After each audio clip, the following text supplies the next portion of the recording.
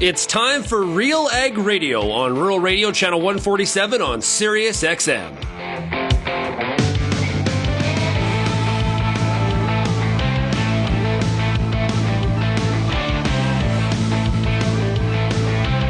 RealAg Radio and RealAgriculture.com is your home for insight and analysis of the issues that are impacting your farm business. Let's get real and get connected with RealAg Radio.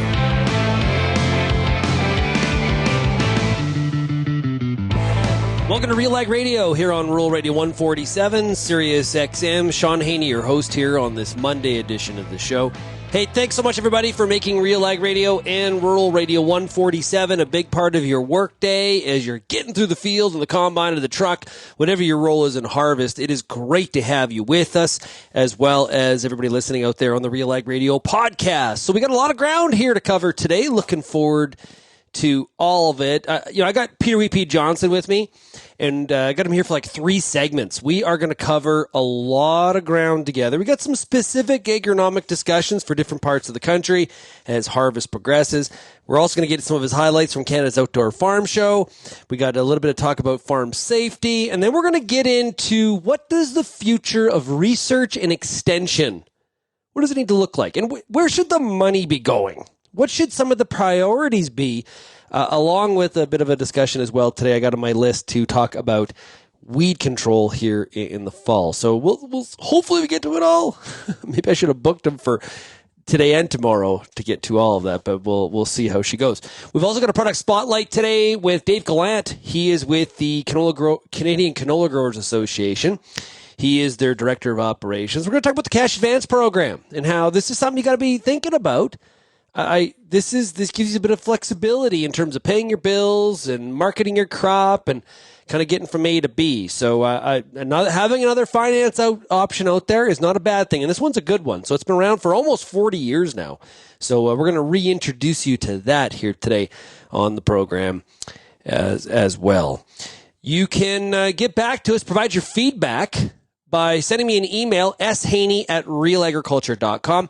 We're also across all different social media platforms as Real Agriculture. You also have the option of calling the RealAg feedback line. The number is 855-776-6147. We had a bunch of feedback come in here over the weekend from Friday's show. We don't have time for that today.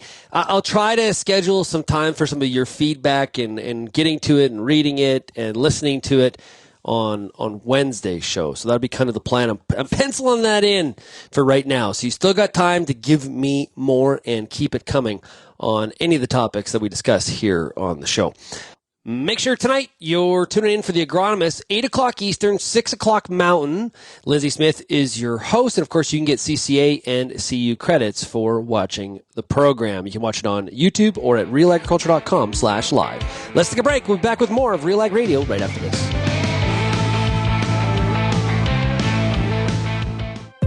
CDC Endure is a new oat line from Alliance Seed. High yielding with excellent disease resistance and the quality end users ask for, all in one great oat variety. CDC Endure provides the high beta-glucan levels to make heart-healthy products like breakfast cereals. For more information on CDC Endure oats, as well as any other products from Alliance Seed, check out allianceseed.com or visit any Alliance Seed authorized retailers. When it comes to your farm, you demand performance, because what goes in determines what comes out. At Pride Seeds, we deliver on performance. With best-in-class corn hybrid seed, you'll see results when it comes to premium yields in all the ways that matter. Moisture, nutrition, dollars per acre, and of course, tonnage. So discover your farm's advantage, the Pride Seeds advantage. Visit your local dealer or prideseeds.com today. Introducing the Arion 600 Series tractor by Claas, where versatility meets productivity head on, because you've got jobs to do. Mowing, tedding, raking, baling, loading, filling, tilling, cleaning, spreading, hauling, feeding. This is multi-purpose reimagined to do the work for you. It's more than just power. The Arion 600 tractor gets it done.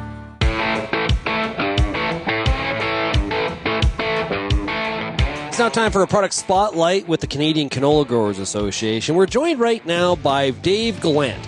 He's Director of Finance and APP Operations with the CCGA. Dave, great to chat with you. Good to be here. Thank you.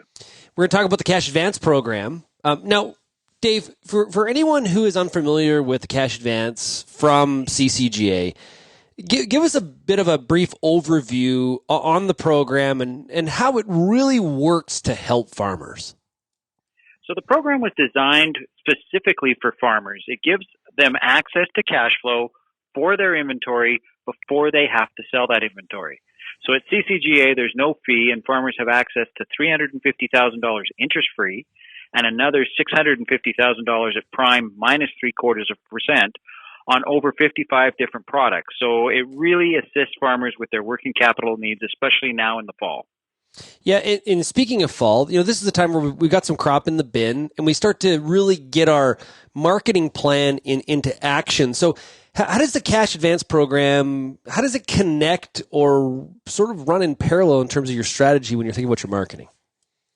Well, as you said, as farmers are getting that grain into the bin right now, what they're looking at is they've got a lot of bills that need to be paid, and now they have the product to market. So what this allows them to do is they can pay those bills without actually having to sell product, which may be at the lowest point in time of the year right now where prices are at, and they can formulate that plan to sell that product over the course of the next 6 to 12 months by looking at what timing makes sense for their farm and what price points make sense for their farm so they can actually maximize the return on their farm. Yeah, it's maybe avoid some of that harvest pressure when it comes to marketing. That makes a lot of sense. So you've mentioned interest savings with the Cash Advance, and you've also mentioned some of the marketing benefits from a timing perspective. Is one of those a bigger draw than the other when it comes to people that are participating in the program? I think under our current interest rate environment, both are equal size draws. I think a lot of farmers are looking for cash flow to help with marketing this year's crop. But when you look at the interest rates today, a farmer using the advance program for even just $500,000 is going to save over $26,000 relative to borrowing from the local bank or credit union at prime. So there's a huge savings depending on what interest rate you're borrowing at, as well as how much you use in the program, which can really add to the bottom line this year.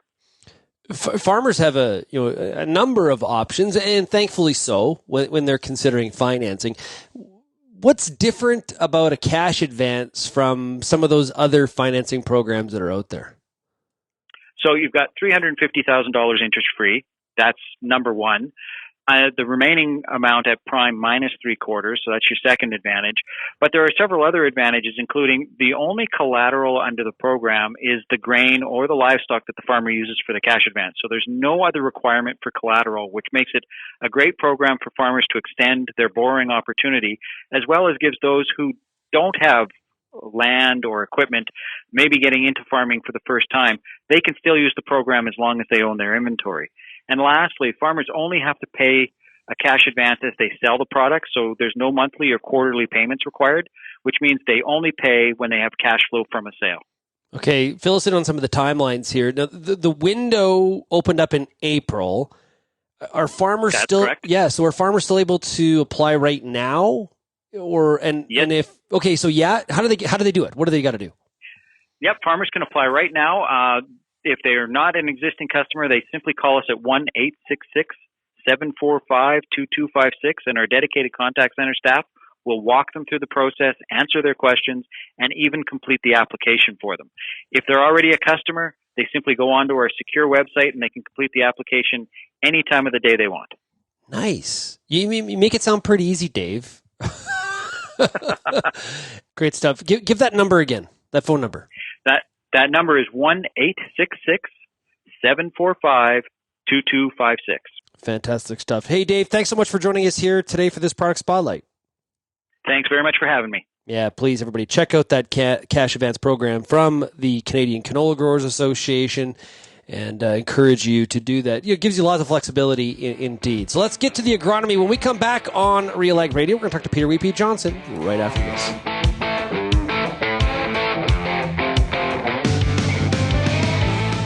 What's next for your fields?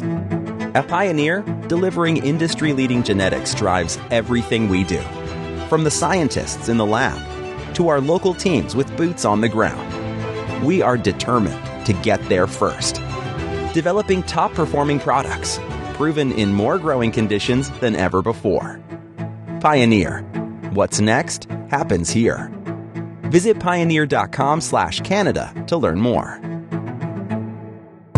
You know, there's a reason we call it the Corn School. Videos on everything from planter setup, weed control, field trial results, yield strategies, and so much more. The Corn School on RealAgriculture.com has the information and advice you need to help you succeed. Brought to you by Pride Seeds and BASF, Corn School episodes are available at cornschool.com, from realagriculture.com, or as a podcast from your favorite streaming service. Download the latest podcast today. Kochia sucks. Big time. And hate it. Really gets in the way. Awful. But not anymore. Get a head start on tough-to-kill weeds like kochia this fall with Volterra EZ and Fierce EZ soil-active herbicide.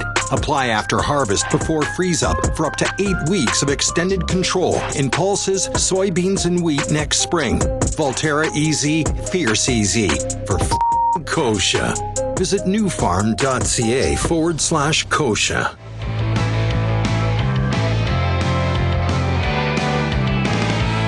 And welcome back to RealAg Radio, here for Agronomic Monday. Let's hop into it. We're joined right now by Peter Pete Johnson. Hey, Pete, how's it going on here on this Monday? Going awesome. Thanks, Shaun. We have a great looking forecast coming up. Dang it, we need it. Last week was so cold. The beans hardly moved last week. Trying to look at edible beans for burn down, and normally you'd like to go once or twice, and so this year we're going 3 and 4 times because they just stalled. So hopefully that changes this week. Yeah, you know, I was listening to some shows and stuff out of the U.S. On the weekend, and some of the concerns that we've been having about with this corn finish, there's some areas that we're not even at black layer yet. Like it just seems like there's a lot of concern about corn yield this year. Overall. Yeah. No, absolutely. And it looks like we have a big crop. Actually, Aaron Breimer and I made our bet. Aaron thinks it's going to be over 200 bushel per acre corn. I think it's going to be under 200 bushel per acre corn. And what will drive, I think, who wins is the weather right up until black layer. We just got started at silage harvest, so the earliest varieties are kind of half milk line, and we're 10 days at least behind where we'd normally be from a silage harvest standpoint, and that's in the deep southwest.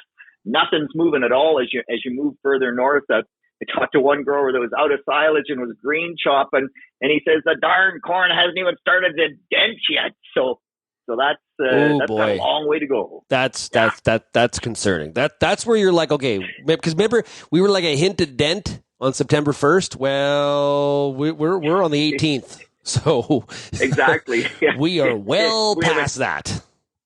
Yes. Okay. It's a little bit of a concern.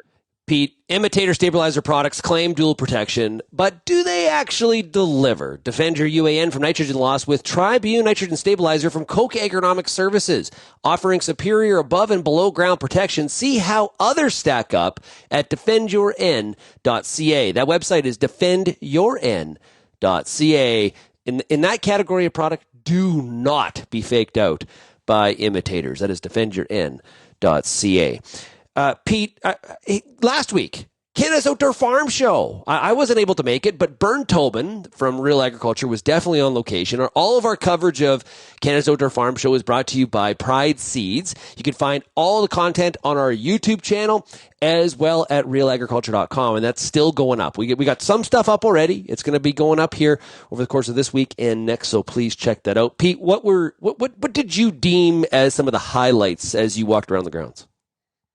Yeah, so a couple things really jumped out at me. Like, one is technology. The technology is just flying ahead of us. I talked with Greg Kitching. He works with John Deere, Premier Farm Equipment, and he says last year in the wintertime, like they spent days trying to educate growers on the latest in their technological advances. And he says, and this year, like they've moved so much further that they almost have to do the process again. So the technology is amazing and it's awesome and it's hard to keep up with, right?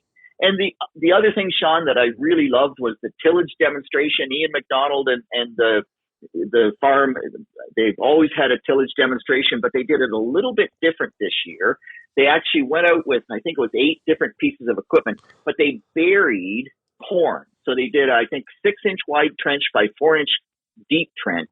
And in that trench, they filled it with corn. And then as the tillage equipment went uphill and downhill, they looked on how that corn moved and actually talk about technology.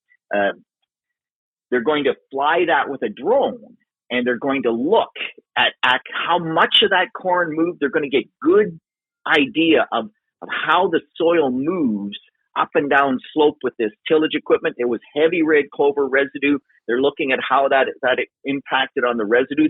They actually did a better job than I expected, all of them, with that heavy red clover residue. But tillage, I mean, I've had since then several growers talk to me and say they walked around the show and oh man, Pete, like everything's got discs on it. It just seems like every manufacturer, it's all about high speed discs or discs with shanks, like all sorts of disc rippers, but aren't really disc rippers, chisel plows, like what's up with all the discs? And so tillage itself, we could discuss tillage for an entire hour on the radio show, Shaun, and we would not get done. I'm really looking forward to, when we're at Agritechnica in November, there's always, Europeans are always looking at tillage.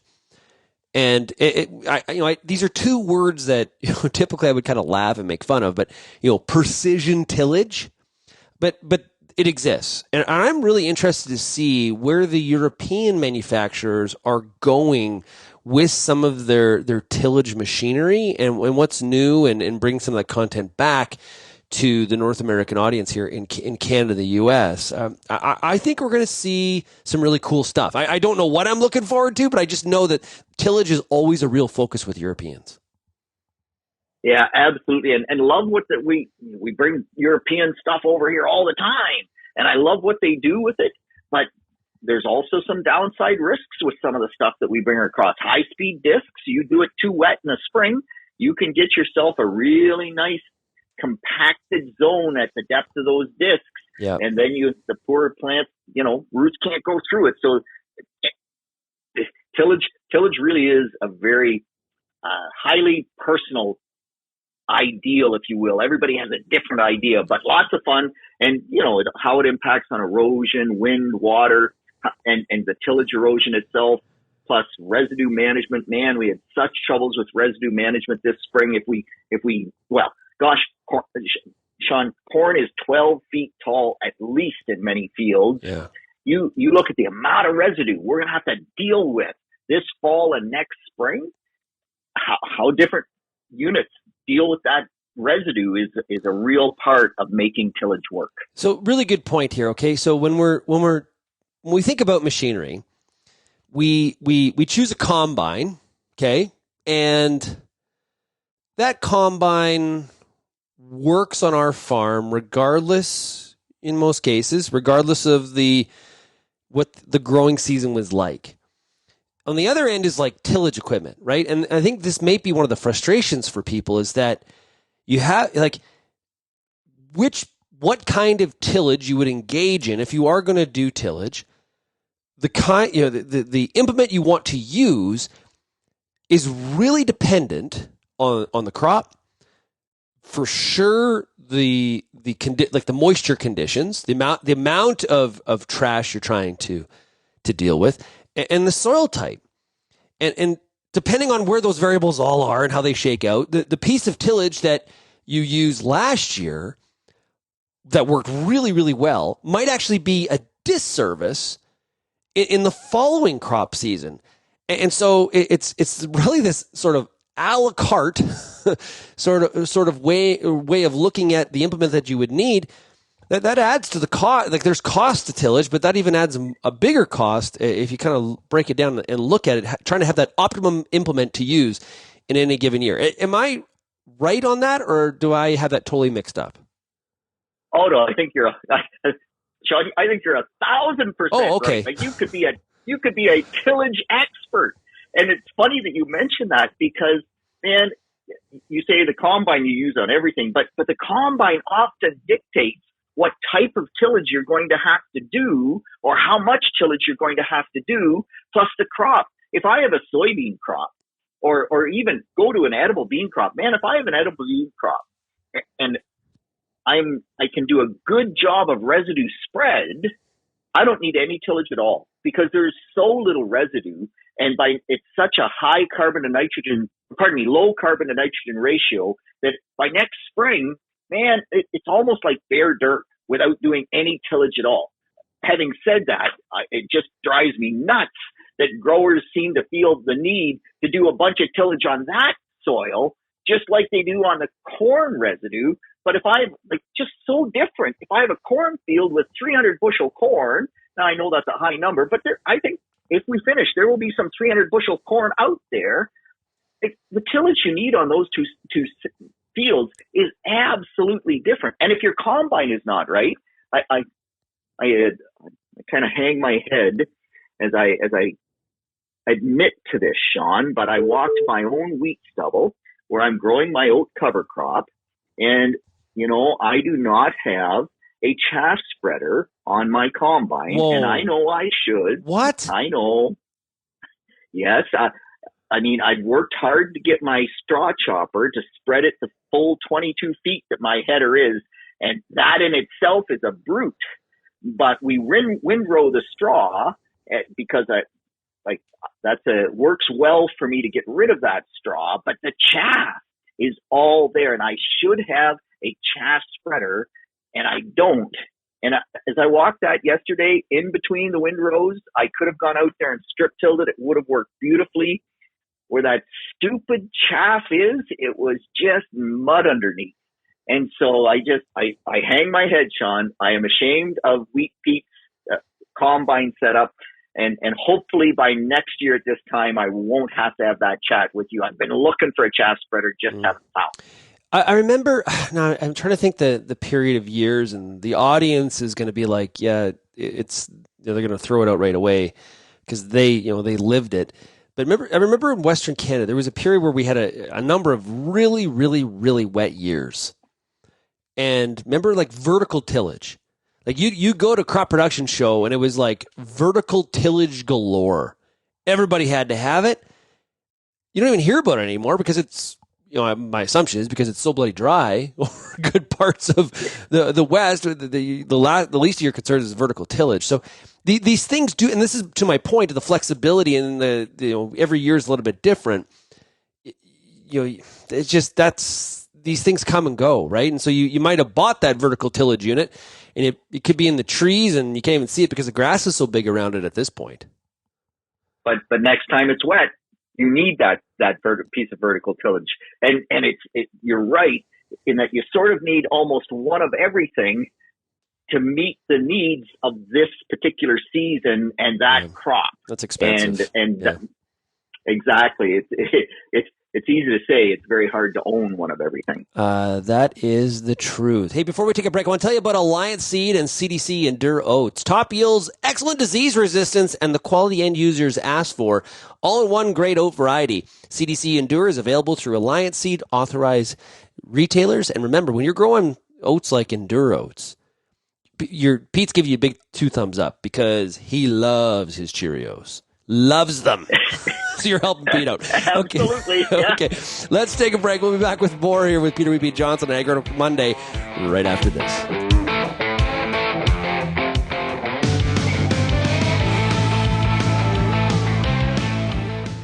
Dedication. Watching the sunset over your crop is one of life's simple pleasures. The anticipation of it all. We know that feeling. Introducing our new Airflex NXT, our best honeybee header yet with the closest cut ever. Light, fast reacting, and infinitely adjustable. More yield, less time and work. Airflex NXT focuses on the future. What drives your next? Visit honeybee.ca or contact your nearest honeybee dealer. The Advancing Women Conference, the National Leadership Conference for Women in Ag, is celebrating 10 years of bringing women in ag together. Whether you're a producer, student, entrepreneur, representative of Grower Association, or corporate agribusiness, invest in yourself in Niagara Falls on November 19th, 20th, and 21st. Visit advancingwomenconference.ca for more information and to register.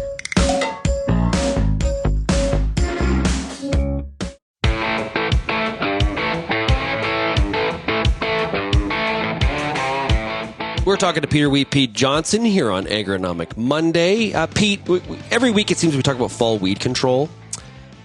And on the agronomist last Monday, and if you haven't listened to the last week's episode of the agronomist, you definitely encourage you to find it wherever you get your podcasts or at RealAgriculture.com. And Lindsay was joined by some weed experts.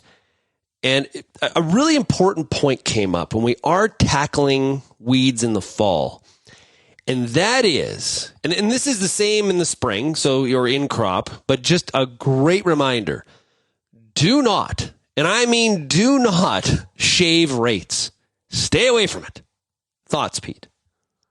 Yeah, absolutely. And so this is, in the fall, it's even more critical because in the spring, generally speaking, in the spring, we know we have to kill that weed and we're on it and we're driving forward. But in the fall, the thought process is like typically with glyphosate, it's 1 liter of a 540 glyphosate. That works everywhere.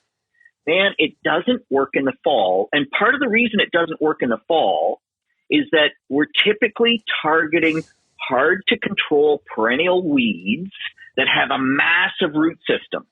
And if you go out there with this mindset, oh, we'll throw in, a liter of glyphosate, half a liter of 2,4-D, Bob's your uncle, it might look good, but you just don't get that level of control because you don't get the concentration of glyphosate into that massive root system. And so in fall weed control, when we're after sow thistle or Canada thistle, or even when we're after dandelions, but in particular the perennials that have the spreading rhizome root systems, you start at 1.35 liters of a 540 glyphosate, and you go up from there. And this is one of those things that growers have to get their mind around. You look at the work by Mike Cobra, in many cases, he's pushing us up to 2 liters, a full 2 liters of a 540 glyphosate, just to try to get the best possible weed control. And then you have to add in, Shaun, when those weeds go dormant. So for bindweed, I walked a field of edible beans late this week, for trying to time burn down. And I came across some field bindweed patches that were almost half an acre in size. Well, we have to spray that almost immediately because field bindweed is already starting to go dormant. And with perennial sow thistle, it tends to go dormant in Ontario. So remember, I'm talking Ontario dates. Anytime I talk about dates, Shaun, like everybody listening has to say, wait a minute, Pete's in Ontario. I'm in, Nova Scotia, or I'm in Alberta or Manitoba. How does that date relate to where I am? But for us, October the 1st, somewhere around there, and every year is a little bit different, but sow thistle, perennial sow thistle starts to go dormant. Canada thistle, on the other hand, it actually wants a frost. It will get better uptake of the herbicide. It starts feeding the roots more after a frost. So you have to look across your field and say, what's my primary weed? When do I target that fall weed control?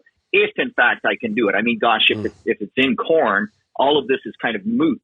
When the corn gets harvested, if I have a lot of perennial sow thistle, even though I said it went dormant, I'm still going out there to hit it because I still will get suppression. And it's such a tough weed and such a problem, I still want to spray it. But in my wheat stubble, if I got tons of perennial sow thistle, even with a good cover crop, red clover growing there, that last week of September, I'm probably going to go and take everything out with 2 liters of glyphosate to get the best possible weed control. And dandelions, Monday night, the agronomists, they really hit out of the park on dandelions. Shaun, if you have dandelions in your lawn in Lethbridge, spray them now.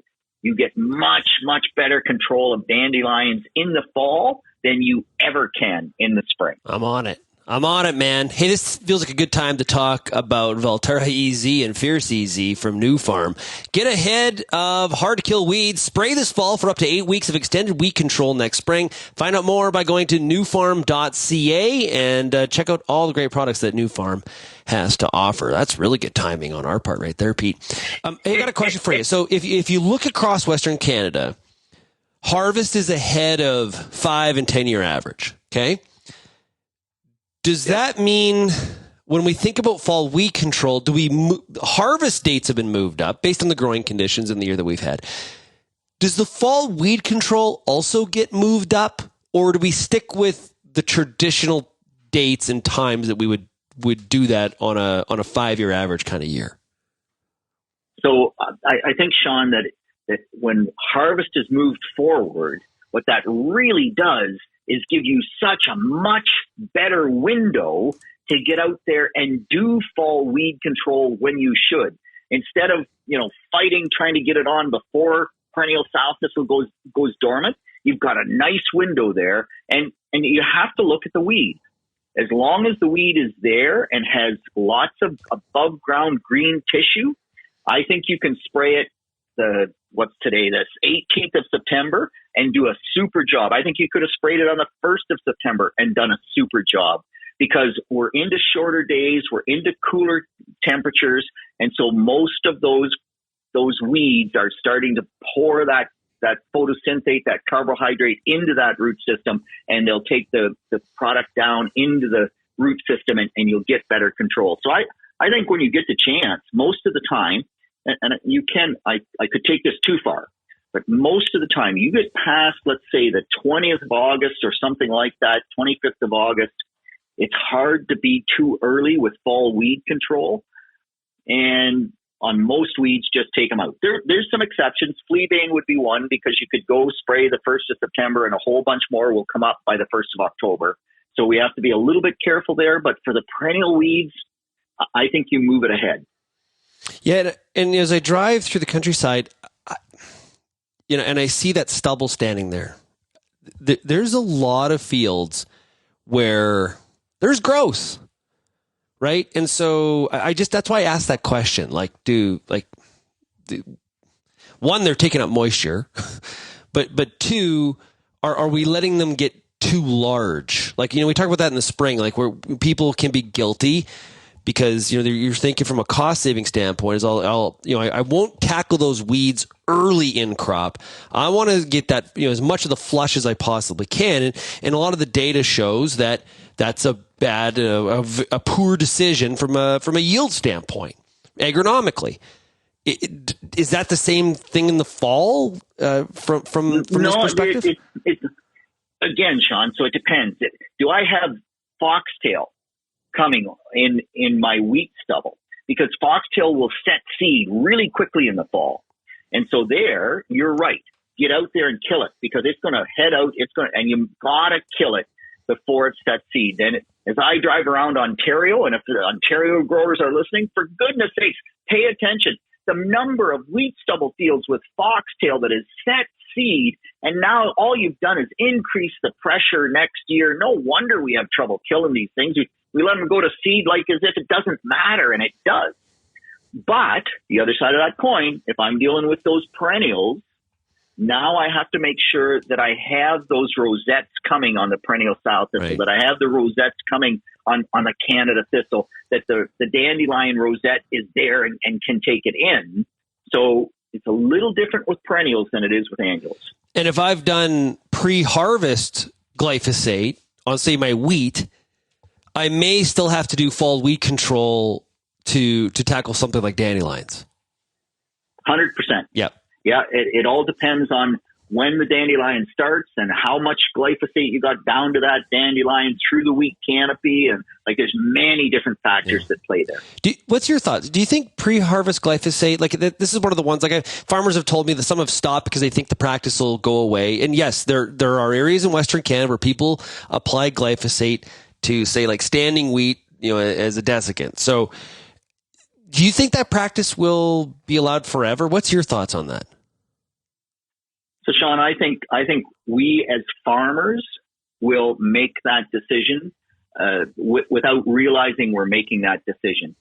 If we only use it on crops where we get caught and it's a late fall and we can't wait and the crop is basically physiologically mature, like we let it get there, but we need to speed it up because the snow's coming. As long as we wait till it's mature and we use it on those years when we need to use it and we don't end up with glyphosate in the grain, I think we may still be able to do it, 10 years, 20 years from now. But if we're going to be poor stewards of that technology and we're going to do it every year, like this year is an early harvest. Why did you need pre-harvest glyphosate in Western Canada if it's an early harvest?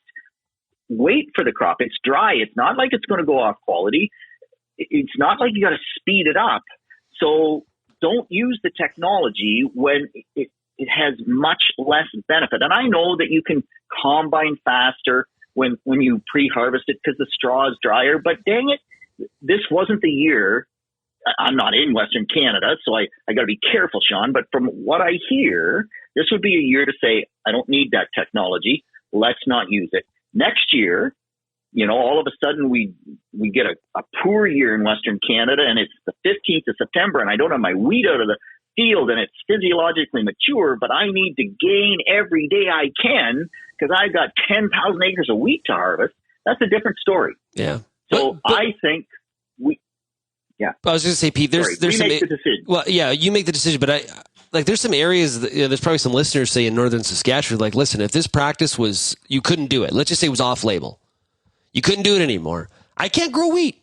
It's too risky. Right. And so it would be, in some parts, it would be a real threat to the wheat acre. Growing wheat would get a lot riskier. Now, using the genetics we're using now, we'd have to probably go to a much shorter season, maturity wheat, which, then we're given a yield potentially too. So this is a tough one for people in some of the fringe areas. 100%. And that's why, I'm trying to let growers know that how they manage it will determine whether or not we can use it growing forward. So if I'm in northern Saskatchewan, I need that technology. So don't screw it up. Don't spray it when you shouldn't spray it so that I still have that technology. It's great technology. Used properly, it does not pose a risk. Used improperly, it does. So let's just use it properly. Let's take a break. We'll be back with more here on Agronomic Monday right after this.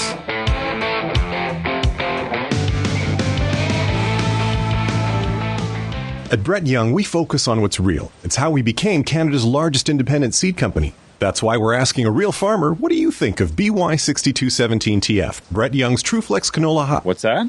BY6217TF, Brett Young's TrueFlex Canola Hybrid with Pod Defender shatter reduction technology and Defender-rated club root and blackleg resistance. Good yield, yeah. Probably choose it again. Thanks, Chris. Talk to your Brett Young retailer today to see for yourself. Brett Young, distinct by design. Boron is an essential micronutrient for plant growth, and without boron, your crops can't absorb the macronutrients they need for higher yields. Although borates occur naturally, boron deficiency is a common soil problem. Whether in direct soil application, through fertigation, or as a foliar spray, US Borax has the right refined product for your crops. US Borax products are specifically formulated to combine with other fertilizers, lowering your application costs. Learn more at borax.com/ag.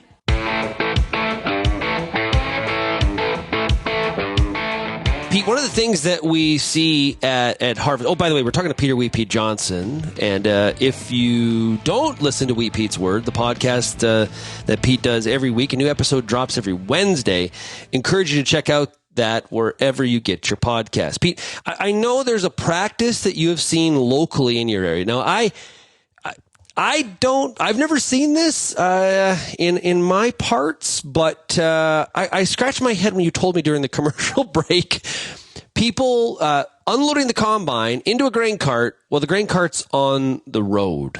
Yeah, well, why? So actually, it's not. You didn't get that quite right, Shaun. So what happens? Like, we have fairly narrow roads in the back countryside of Ontario, and lots of fields don't have any area to park the B train. And so we parked the B train on the gravel road. Okay. And then the grain cart comes out beside the B train on the gravel road to unload into the transport. And when you put a grain cart and a tractor trailer on a narrow gravel road, you know what you got, Shaun? A blockage? You got it. Like, there ain't nobody going nowhere. And it's 1,000% illegal. For any Ontario growers that are listening to me talk about this and they're saying, come on, Pete, like, how else are we supposed to do it? Well, figure it out. Put in a load out area at the side of that field, because it's illegal. And the public perception, twice on Saturday coming home, twice I got caught on back gravel roads with grain carts dumping into a transport truck. And yeah, it only takes 2 or 3 minutes. And like, what's 2 or 3 minutes in Johnson's life? Well, it's nothing but the public perception of being stuck there. And you don't have a right to do that. And by the way, if ever there was a police emergency or a fire emergency, like the fire truck could not get through there, and you might be the reason that somebody's home wasn't saved, or that the ambulance couldn't get there in time. Like, we just can't do it. And I'm very disappointed at how often it happens in Ontario, and we have to get better than that. Send your hate email to pjohnson@realagriculture.com. But Pete, it's a good way to maybe keep compaction out of the field. You got to admit that. 100%. I know. Yeah. Okay. So the grain cart still has to get to the road. So if I put a gravel load out area, it's the same. But anyway. Yeah. The one that I think, I'll give you another example where we do things is like, don't unhook the table off the machine, and because we, in the name of efficiency, and we have no trouble backing traffic up, and this is not on a gravel road. We're going down the highway, and it's not good. So yeah, and the perish the thought that somebody actually does get hurt, right? Pete, there was a local, it was a farmer, if I remember this, farmer from in real southern Alberta down there in Foremost area, that his son passed that way, drove into a swather on the highway. So, and we've had similar instances in Ontario, and so I know it's annoying, but it just, for the time it takes, they're called, quick catch headers for a reason. It doesn't take that long to take them off. Yeah, it's a pain in the neck, but every time you're cursing the pain in the neck, just realize that you maybe saved somebody's life. I think that will help with your thought process. Be safe.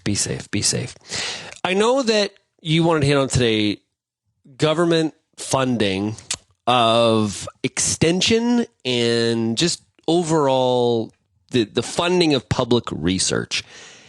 What are your thoughts? Because there's numerous examples here where extension person. Now, when you left extension, they filled the hole. They found somebody to be the wheat specialist at Omafra, but this is not always the case.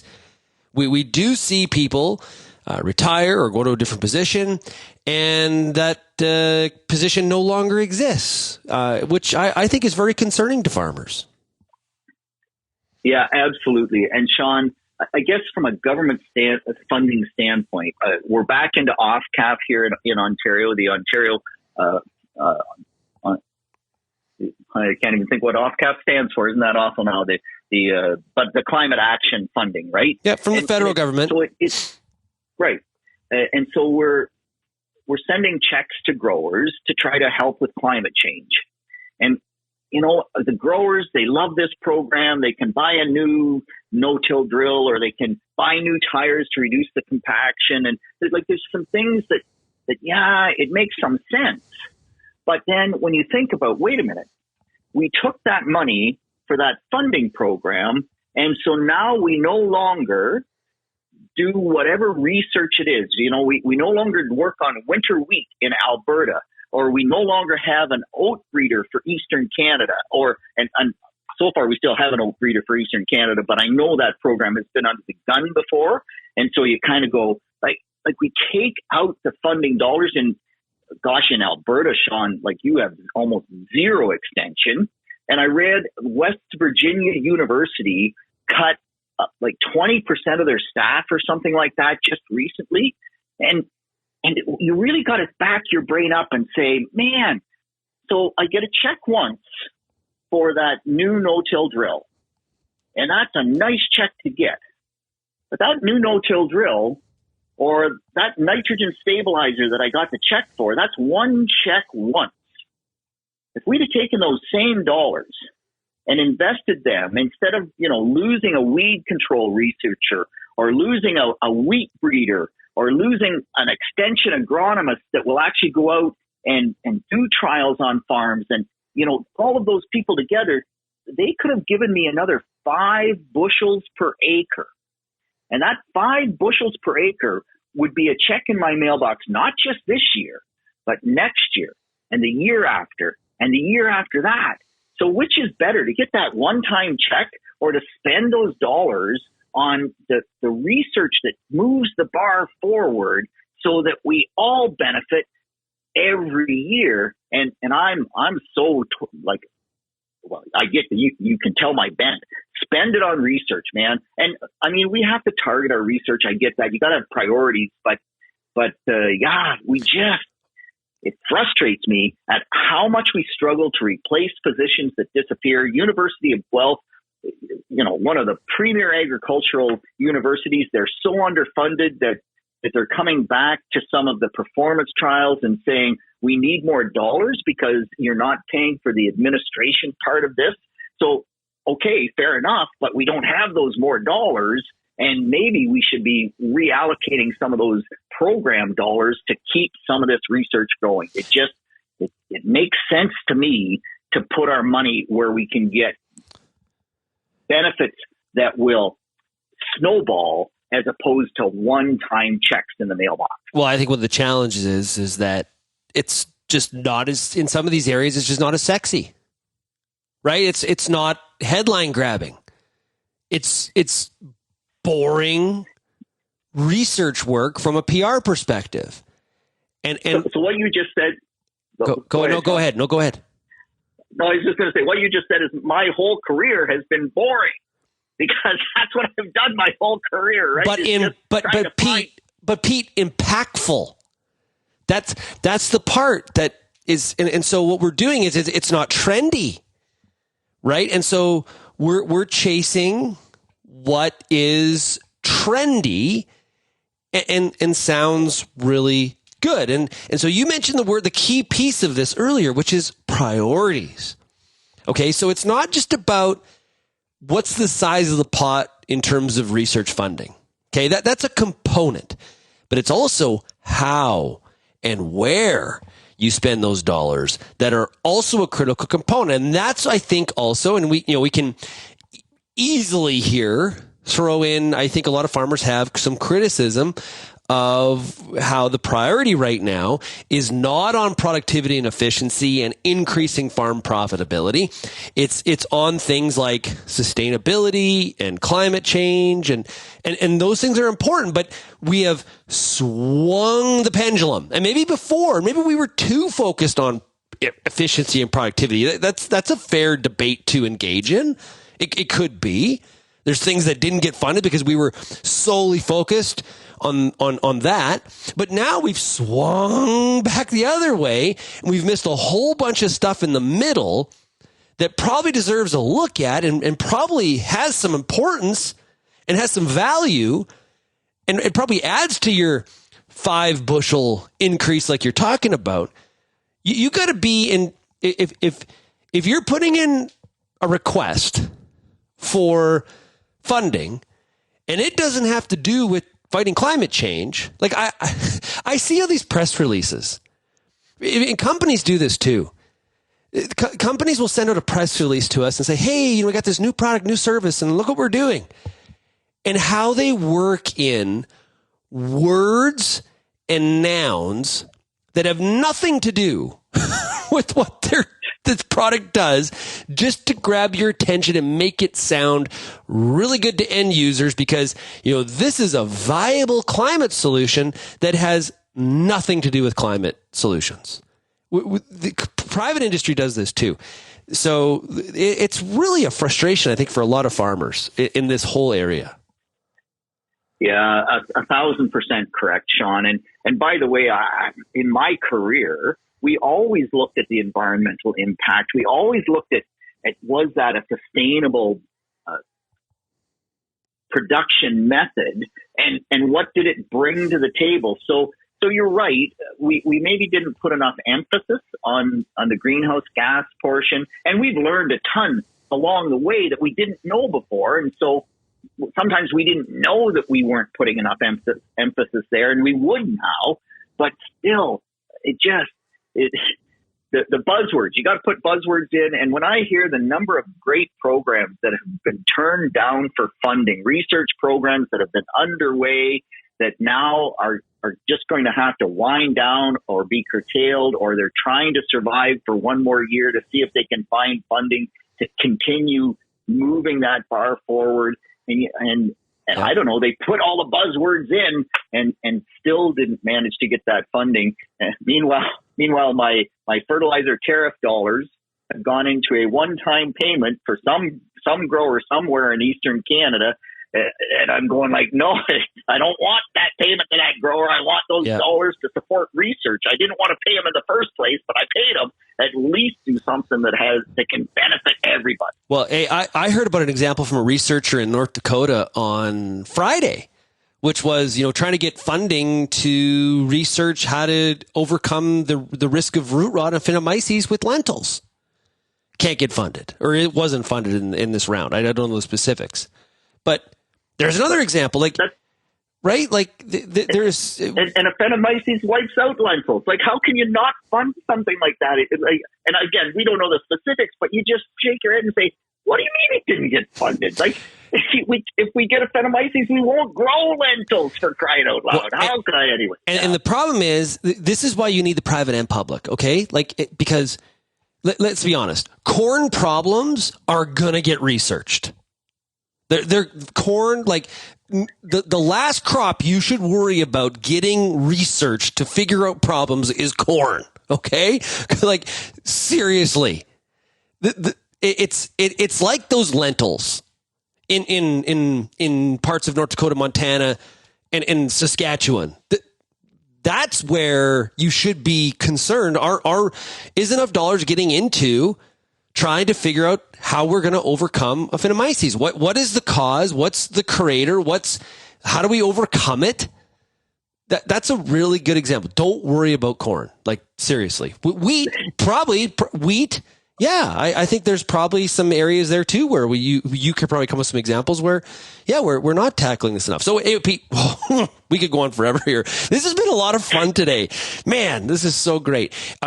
Now, Wheat Pete's Word, mention that on Wednesdays. Pete, have yourself a great week and look forward to chatting with you next week, okay?